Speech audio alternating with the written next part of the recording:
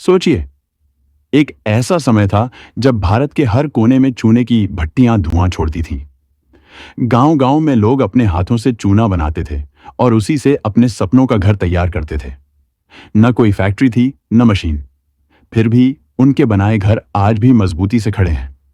किले, हवेलियां, मंदिर, यहां तक कि ताजमहल तक सब में एक चीज समान है, और वह है चूना।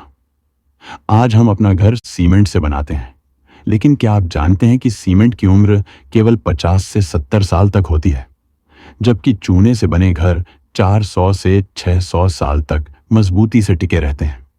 राजस्थान का मेहरानगढ़ किला, दिल्ली का लाल किला और आगरा का ताजमहल, ये सब चूने के मसाले से बने हैं और आज भी सदियों बाद अपनी पूरी शान और ताकत के साथ खड़े हैं।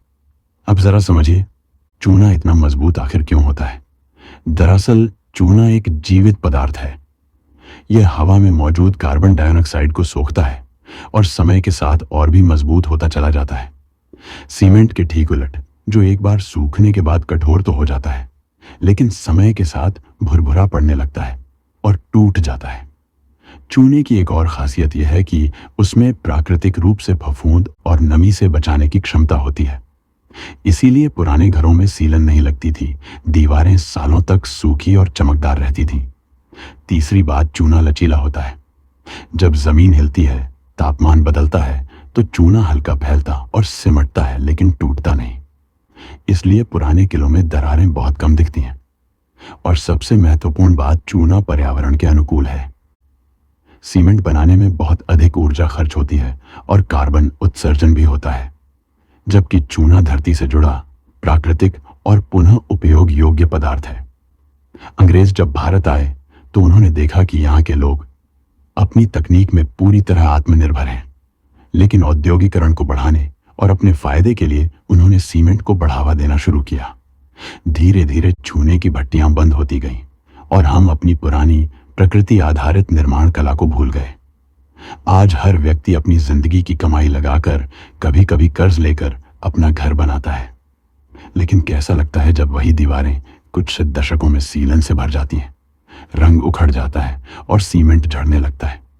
क्या ये वही घर हैं जिनके लिए हमने इतना संघर्ष किया? हमें दोबारा सोचना होगा।